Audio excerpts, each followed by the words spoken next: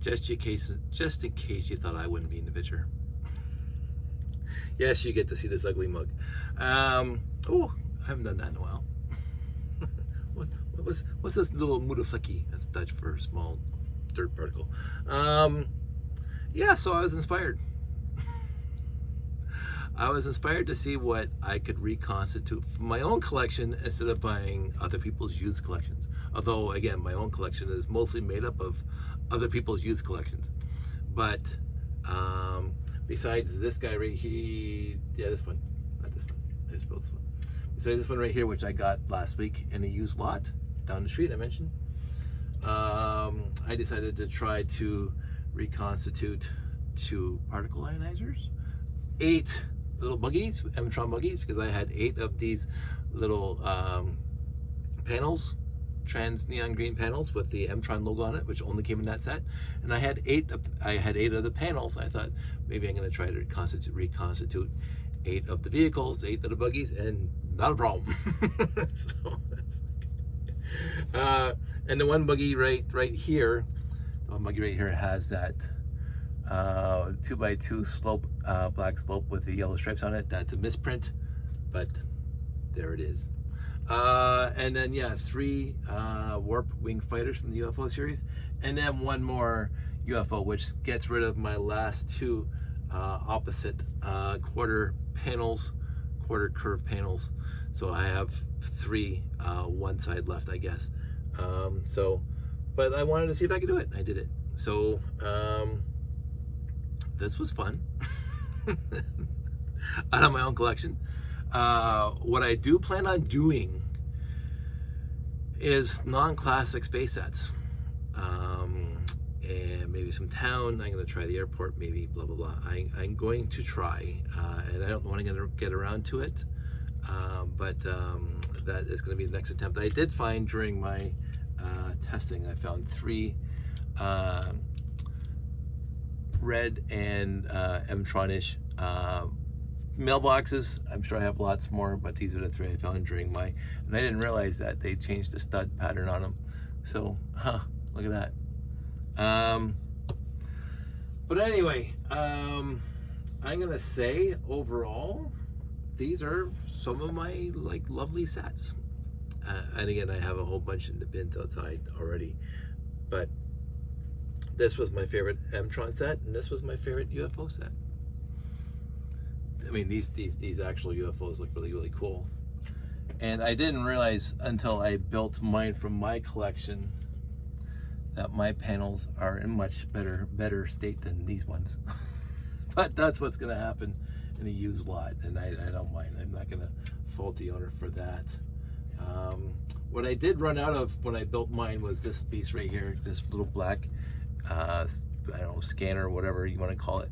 I didn't have any more. I couldn't find one easily, so I just substituted with this guy here for no reason other than I have a billion of those.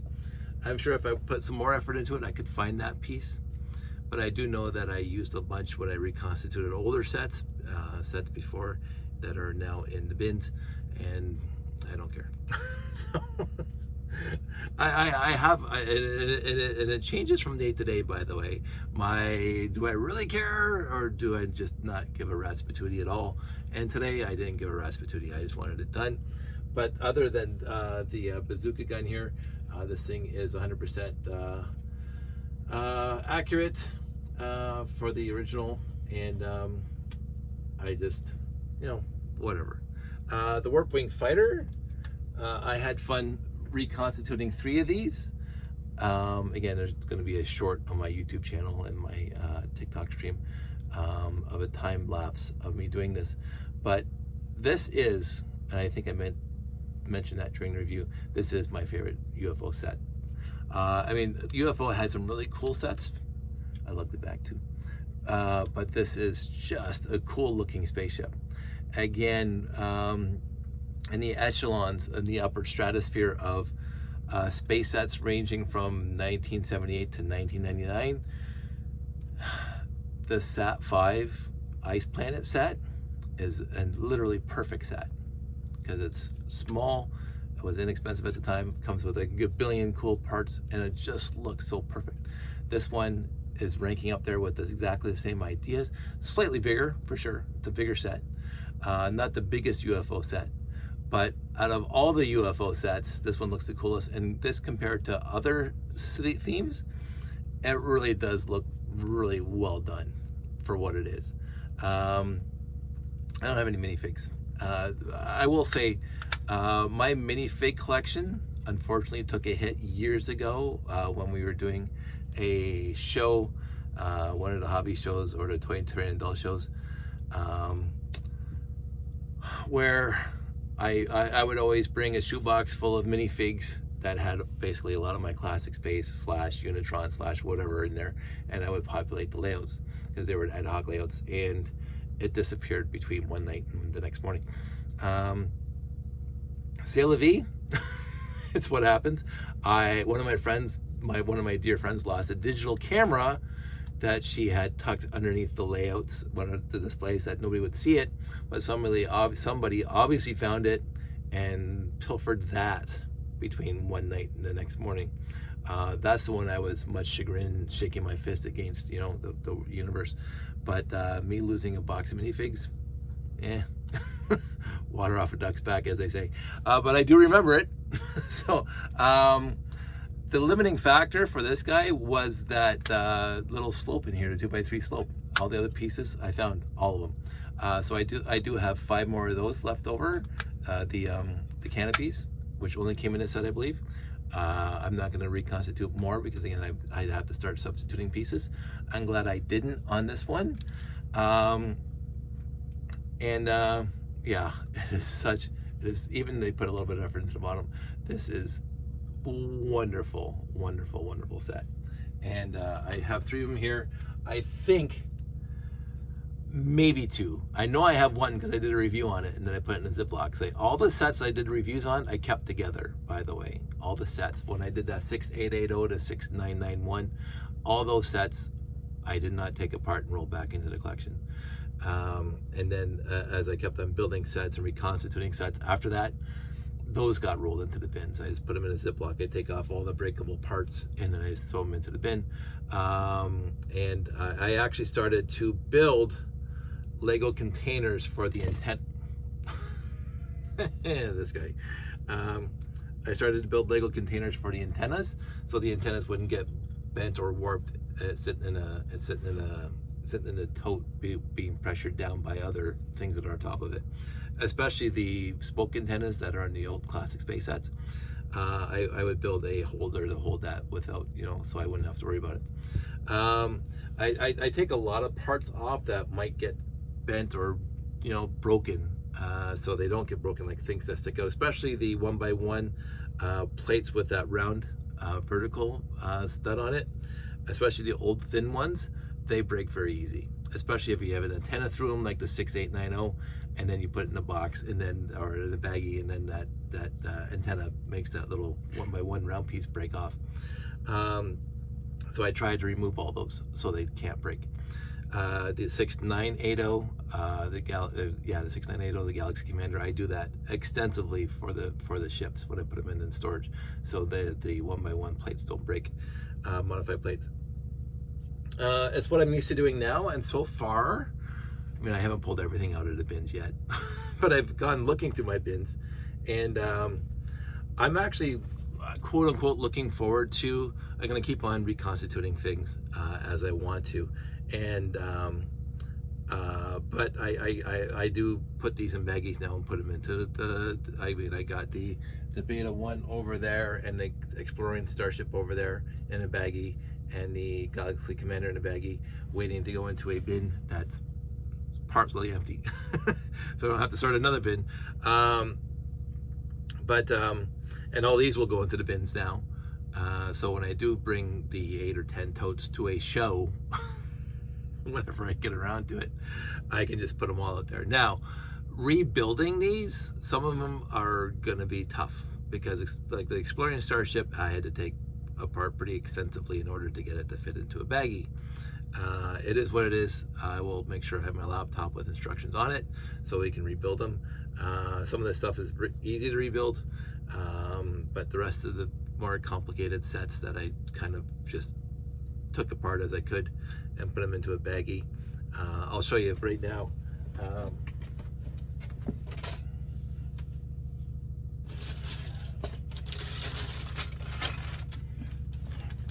The Exploring Starship, all of it. It is in pieces. I mean, I tried to make them substantive pieces, but they are pieces nonetheless. Whereas the Galaxy Commander, which I think basically anybody could build, is still pretty much together, except again, I take off the 1x1 plates with the antenna through them so they don't get stuck or bent out of shape, because I've seen that happen before. So, but they're all in a Ziploc. All the parts are in one Ziploc. So even how broken it is, I just find the instructions and rebuild it. So it would take me a while. I would need some help at a show if I ever bring those totes to a show. And if I'm doing those at a show, I'm not bringing my layout to a show. Partly because I'll be grabbing all the ships out of the layout to put in the display, because I have a lot of classic space sets in there too. So I grab all of those, all my Starfleet Voyagers, all my Galaxy Explorers, and put them in one big layout across a bunch of tables. And again, I would not know how many tables I would need. I would have no idea. But it would be interesting to see. And again, it's I know I do not have the biggest collection in the world. I fully understand that. Like, it's not even close, and it's not a competition for me. I'm having fun doing this. And I'm also having fun because some people who have contacted me, either via email or DMs on the internets, they appreciate, I don't know, hey, you know, whatever. People collect stamps. I collect this stuff. And they say it's really cool. And I agree with them. I think it's awesome. And if somebody else has a collection like this, I would admire that and not be jealous of it. But that's just who I am. I am not in competition with anybody. I want to be happy with what other people have for them. They have what they want, and I have what I want. So that's a whole little bit of tangent. I'm not going to go off on a huge tirade on that, but I always appreciate the people I know and the fact that they love what they have. I love them for that. And that's, to me, it's the bottom line. I think that's more important than anything else, is that you love them for who they are and what they're happy with. I mentioned that numerous times, that I get very, very excited, very, very passionate about my friends' passions and appreciations. I might not have any care in the world for what they appreciate or what they're passionate about. I might not, fishing, you could not pay me enough money to be happy about fishing. But if I have a friend that's happy about fishing, I'm right there with them. It's because it's their passion that I really, really love and appreciate. But anyway, so there you go. 8, 9, 10, 11, 12, 13, 14, 15. 15 reconstituted sets that are now going to out of my collection. So my collection is now reduced, which is fun. I actually got some room in some of my bins now, because some of this stuff takes up a lot of room. These things take up a lot of room, and now they're not in a bin. So that bin is half empty now, because like 1, 6, 7, 8. I took out 8 of those panels to build these things. It's perfect. These guys, you know, all these trans green things, I have room in my trans green bin now, because before it was pretty packed. So now, as I reconstitute these sets and put them in a bin, there's room in the boxes to, you know, sort stuff more and blah, blah. I also, while doing this, will say this clearly and without ambiguity. When I'm doing this, I really, really, really have to make this as clear as possible. Love the way that Jeff sorts and the way I do not sort. Because it's really easy for him to find the pieces he's looking for, because they're all itemized. When I'm looking for this one in black, not so easy. Gonna have to go through a whole bin of classic space parts. And I keep on trying to find my version of Plano boxes at the dollar store, but they keep on changing them, and they're different sizes and whatever. I was hoping to get one size that was consistent. I can't seem to get that. So maybe I will actually start now investing in Jeff's Plano boxes and just get those, because those are going to, you know, be able to be acquired as needed, instead of getting various sizes of the dollar store stuff, because they seem to change every half a year, which just annoys the crap out of me. Because even these bins, you used to be able to get these 3 for, I don't know, $3 or $2.50, and now they're individually wrapped for $1.25. So it's like, if you can find them, which again, I love the stack of 3 but I have a bunch now, and I even have a bunch of empty ones, so I'm not terribly needing to buy more. But if I needed them, I have to buy one at a time just to keep them consistent with the other ones that I have. The Home Depot shoe boxes. You can still get. I love these things. They're perfect for the bulk storage. But when I want to get it down into the nitty gritty, Jeff stuff, the plain old boxes with all the individual things inside, the dividers, it's a great idea. I'm glad I did gray and blue, but I need to do red. And I need to do black. Black is going to be the toughest one of all because I have so many mod plates in black, and it's not even close to funny.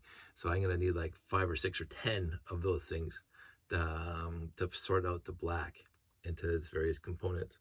But anyway, that's a tangent for today. I'm done with this right now. I did my YouTube video, my time lapse, which should be up on the YouTube and TikToks. But other than that, I'm happy. So hope everybody out there is happy. This is good. This is like April 2nd or 3rd. I guess April 3rd. And it's probably not gonna be dropped until the 21st or something like that. So like I'm 2 weeks plus in advance, which is very odd for me. I've been really going at it to make all these videos, but the whole point wasn't to make videos. I just wanted to reconstitute these things, and it turned out to be a lot of videos. That was just kind of neat. I am not sick of classic space right now, but I do want to try something else. Again, I want to try reconstituting sets from my collection that have nothing to do with space. I think the first one is going to be the airport, one of the airports. Because I know I got one in a used lot at a very early time, pre-internet, putting the ad in the paper. I remember picking it up, having the 4 base plates in there, and the planes and the airport pieces.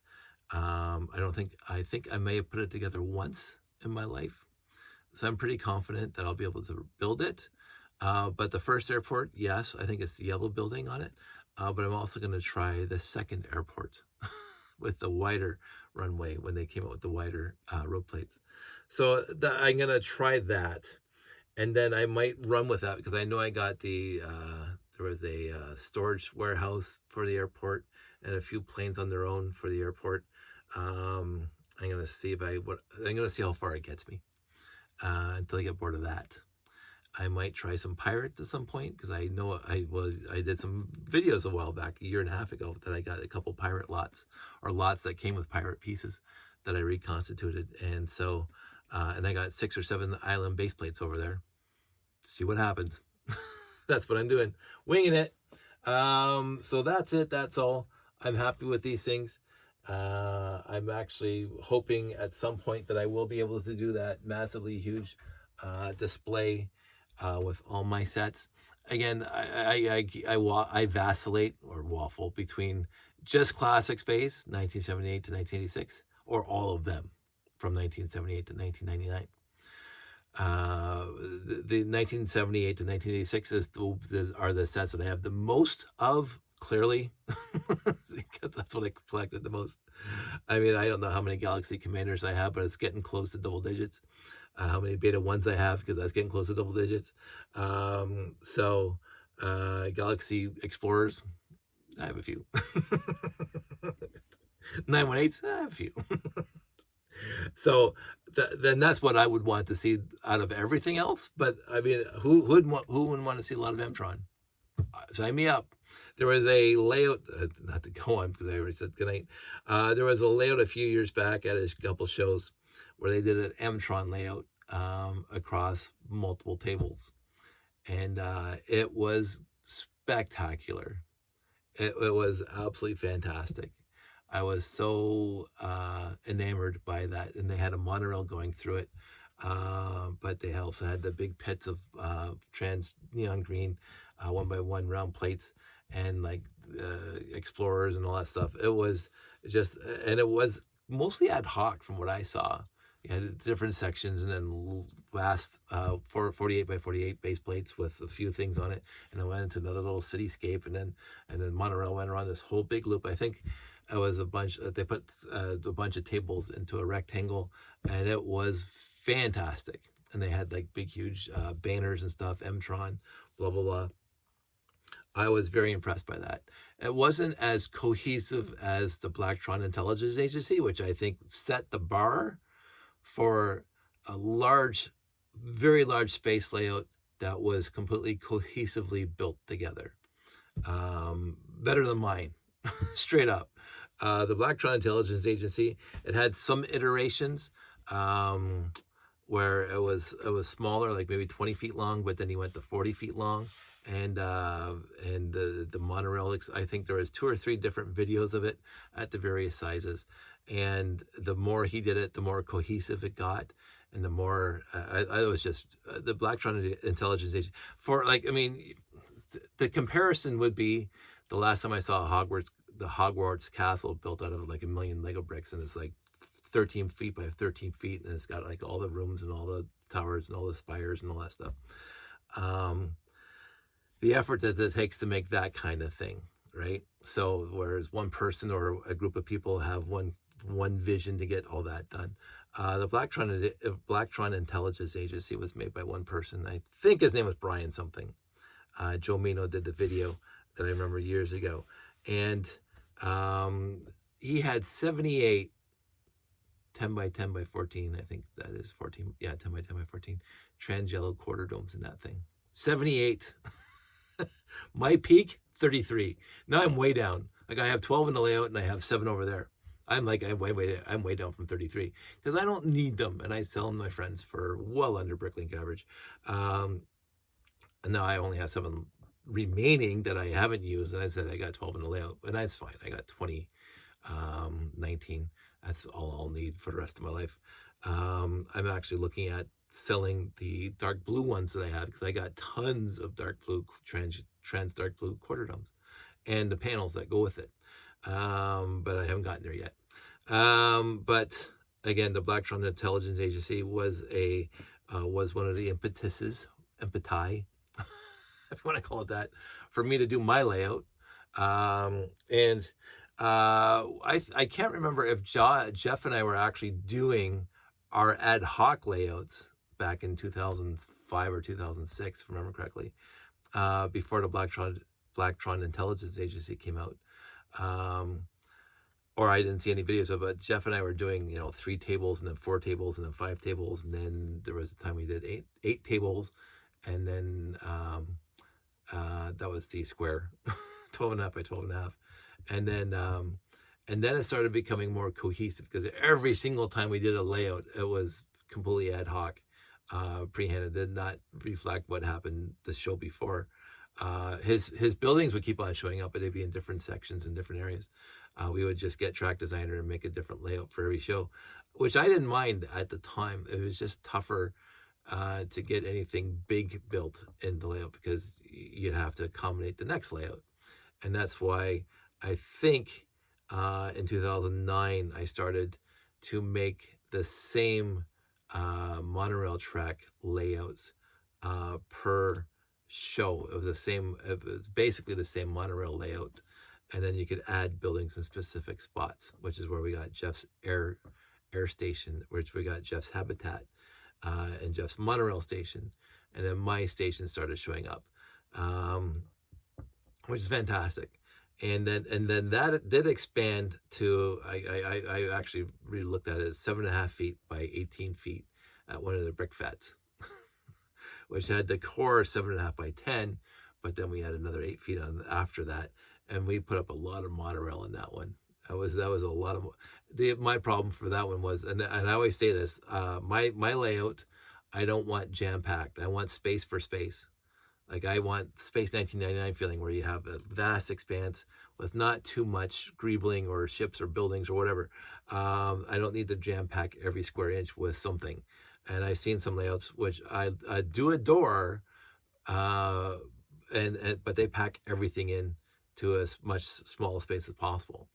So you almost have like ships on top of ships and buildings on top of buildings, and it looks like, you know, Ready Player One kind of thing. I never wanted that in my layout. Even when Jeff and I were doing the ad hoc layouts, we would have a lot of space for space. Like sometimes base plates didn't have anything on them. So it's give and take. I love the ones that are jam packed. For me, I won't do that overall. When I do this, I might do that because I'm just gonna throw a whole bunch and all these things are all over the tables. But on an official layout, I really like mine right now because it's 5 by 7.5. It takes under 2 hours to set up on any given day, and there's space still for space. It's not packed. It does have a lot of monorail on it, which is a lot of fun. That's a tangent that's going to go with the Mtron.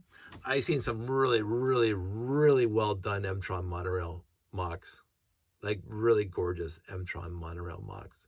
That could have been actual modified sets for the monorail. I mean, the Mtron line for monorail.